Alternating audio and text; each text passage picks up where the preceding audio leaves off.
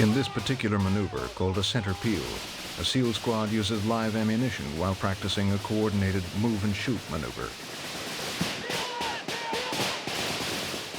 Despite the appearance of overwhelming firepower, an 8-man squad's rate of fire is limited by the amount of ammunition they carry, often not more than 4,000 rounds.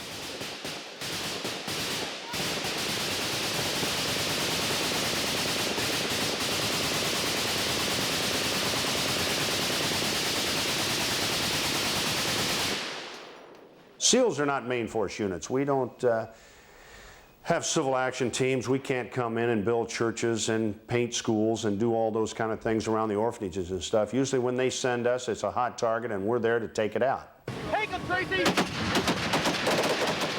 We'll stay within the confines of humanity, hopefully, but it's a dirty business, and the three things come into play. We have to be decisive, we have to be aggressive, and most importantly, we have to be ruthless. There's just not enough of us normally, and when we get there, we have to take care of business.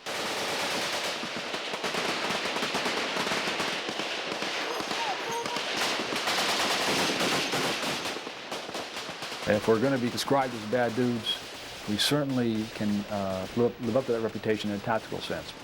We're highly trained, extremely aggressive, extremely bright young men, absolutely fearless in a tactical sense. And if that's the definition of a bad dude, they certainly fall within that definition.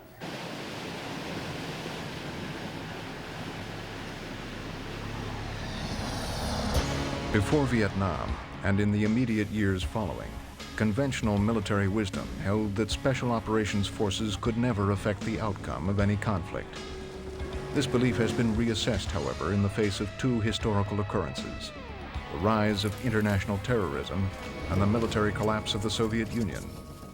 As the emerging pattern of smaller localized world conflicts brought a timeliness for their unconventional methods, SEALs have continued their training in sabotage and surprise precision attacks, which sometimes could include civilian targets. It is a different duty, but I think it's a necessary one. That, you know, some jobs are dirty, and you need the dirty individuals to do the dirty job. And that's pretty much what SEALs are. The jobs that no one wants, we're gonna get. I suppose there are those that are the brain-dead ones that go strictly by the book, and that's the way I would put it. The book is a guide. The book is there. It's kind of like the Bible. It's interpreted. You interpret the book and apply it in the best way you see fit. It's a good guide, and I'm certainly not a by-the-book man. Some issues I am when it comes to discipline, accountability, things of that nature.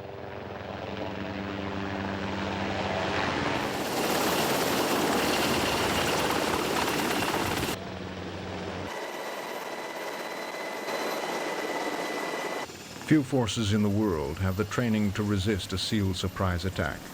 Compact in size and heavily armed, a 16-man SEAL platoon will attack under any circumstances and can project a killing power far in excess of its physical size. In a matter of minutes, these specially trained forces can overcome an objective with aggressive techniques like fast roping, landing onto their target ready to shoot in seconds.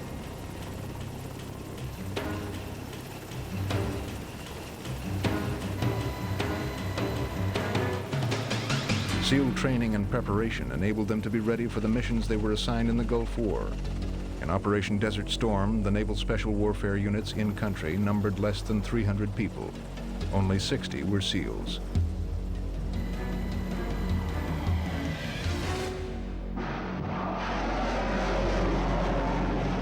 During the Gulf War, the SEALs performed many different tasks, such as detonating floating mines and inspecting shipping in the Persian Gulf. But their primary mission was to scout the beaches of Kuwait, charting them for possible invasion routes, for an invasion that ultimately never happened. We haven't had an amphibious operation, a major one, since Incheon during the Korean War. We didn't in the Persian Gulf. So the SEALs operation there was to launch a feint maneuver, to pretend that there were Marines landing on the coast of Kuwait when there really wasn't.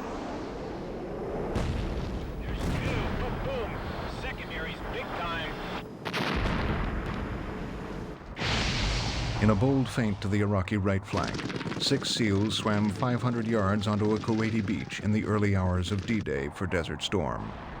Hiding in the shallow surf, they rigged a series of explosives which went off on a staggered timeline, creating the impression that an amphibious invasion was underway.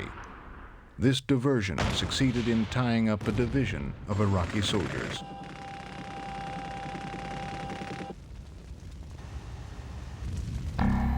Another Gulf War victory was achieved when a four-man SEAL element captured a strongly fortified oil rig occupied by 23 Iraqi soldiers.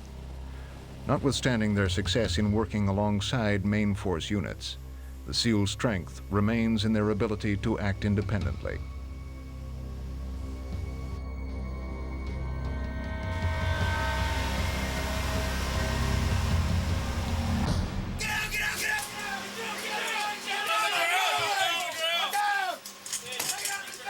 Unlike conventional troops, who are trained to bring massive firepower onto a target, often indiscriminately, SEALs avoid any killing which might compromise the safety of their small force and jeopardize the success of their mission.